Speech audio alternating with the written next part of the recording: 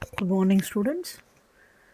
In this video, we'll discuss about the virtual memory. Welcome back, students. Here we are discussing about virtual memory as some of the concepts of memory management such as paging segmentations are also used in virtual memory. So I am handling it immediately after the memory management part. So in this module, we'll discuss about the background of virtual memory, that is why you require virtual memory, then the implementation of virtual memory using demand paging, then copy on write, page replacement algorithms, allocation of frames, and lastly thrashing. The objectives of this video are to describe the benefits of virtual memory system, to explain the concept of demand paging, page replacement algorithms, and allocation of page frames, to discuss the principle of working set model, to examine the relationship between shared memory and memory mapped files. In memory management, we have seen that the program is loaded into the memory before execution starts. That is, process code needs to be in memory for execution, but the entire program is rarely used during the execution. That is, the error code, unusual routines, large data structures of the processes are rarely used during the execution. So we can say that entire program code need not be there in the memory at the same time. Then we can have the partially loaded program in the memory. By doing this, program no longer constrained by the limits of the physical memory. That is, you can have the program length greater than the physical memory, as only the page which is needed that is loaded into the memory. Then another advantage is each program takes less memory while running, and you can run more programs at the same time. This in turn leads to increased CPU utilization, throughput with no increase in response time and turnaround time. It also gives less IO needed to load or swap programs into the memory. Then you can have each user program run faster. So with this background, we can define the virtual memory as separation of a logical memory from a physical memory. This separation allows only part of the program needs to be in memory for execution. So on demand, which page is needed, that is loaded into the memory. Second is logical address space can be therefore much larger than physical address. So you can have the program length greater than actual memory within the system. It allows address space to be shared by several processors. So multi-programming is supported here, allows more efficient process creation, more programs run concurrently to increase the throughput of the memory, less IO needed to load, swap or processors. So these are all the benefits of virtual memory. So this figure shows the virtual memory size is greater than the physical memory size. So you can visualize here, this is virtual memory, the length which is greater than the actual physical memory of the CPU. So virtual address space mapping is used to map the on-demand pages to the actual physical memory. So if a page is not present in this, so it is swapped in from this virtual memory, and once that page is not needed for further execution, it is swapped out to the virtual memory address space. The figure shows the virtual address space.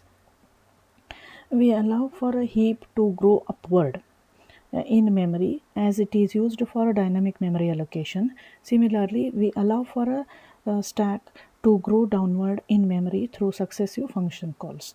The large blank space known as hole is created between the heap and the stack is part of the virtual address space.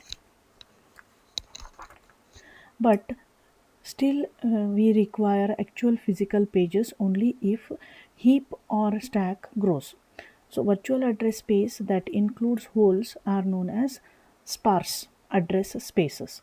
Using a sparse address space is beneficial because the holes can be filled as the stack or heap segments grow grow, or if we wish to dynamically link libraries during the program execution.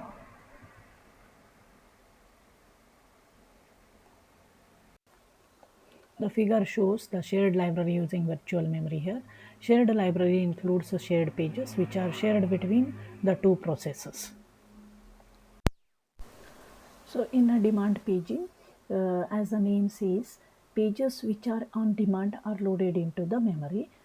So we can define the demand paging as it could bring the entire process into the main memory at the load time, or bring a page into the memory only when it is needed.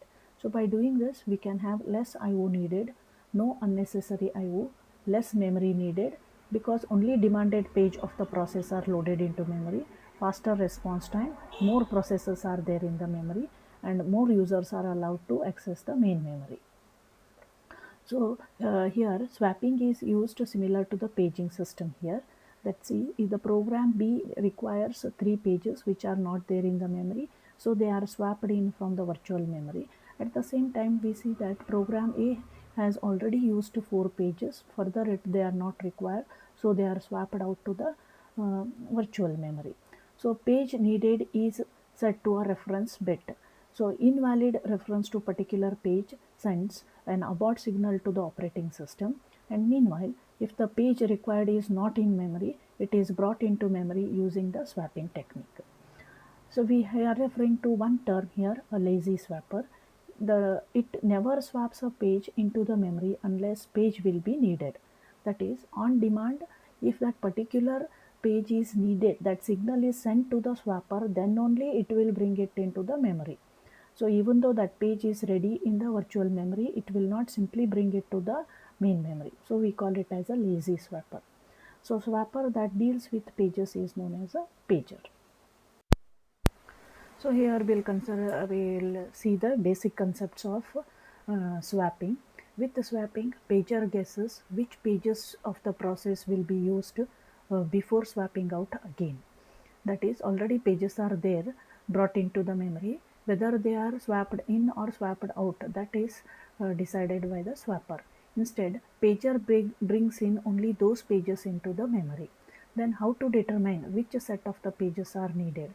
For this, they are using a new method of memory management unit using a concept of demand paging to know which set of the pages are loaded into the memory. If the pages needed are already there in the memory, then there is no use of demand paging. If the page needed is not there in the memory, then we need to detect and load the page into the main memory from the virtual memory.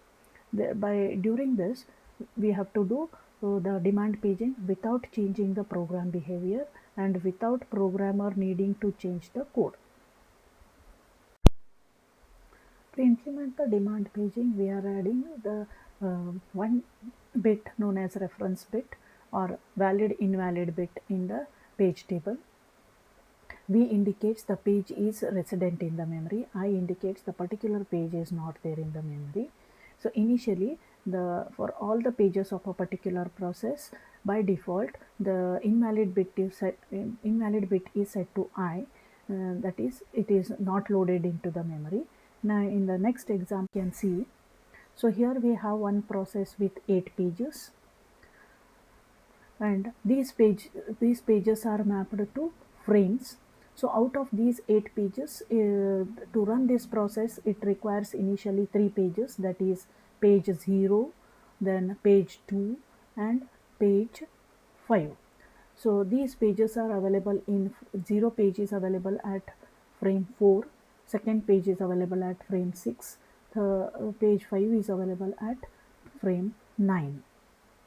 And we can see that for these pages, as they are loaded into the frames of the main memory, the valid invalid bit is set to V. By default, all are having I, invalid bit.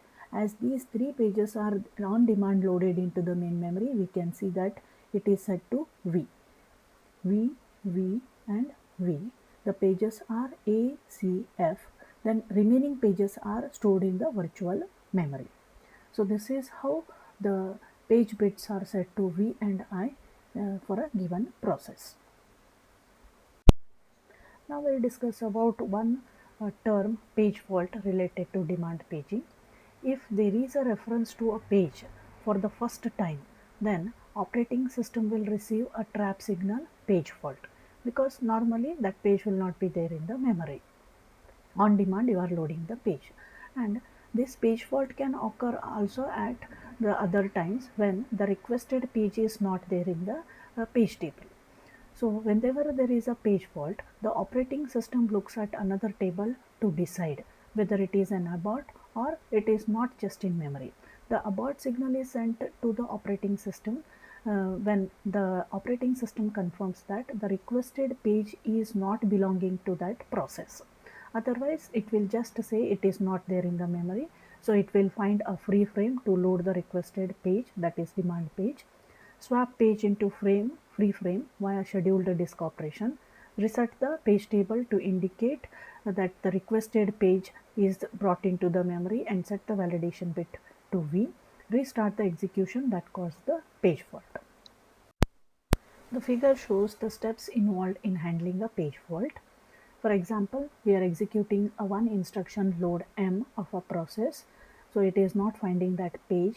So it will see that invalid bit is set, and a trap message is sent to the operating system indicating an error of page fault. Then the operating system will search for that demanded page on the backing store. It finds that page and it brings to the main memory by mapping it into one of the free frames. See that missing page is brought into the memory. So once it is brought into the memory, the page table entry has to be changed from I to V. So reset the page table and restart the execution of the instruction load M, which caused the page fault. So this is how the page fault is handled using these 6 steps in demand paging.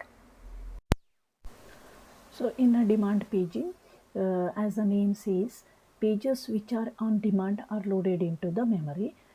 So we can define the demand paging as it could bring the entire process into the main memory at the load time, or bring a page into the memory only when it is needed.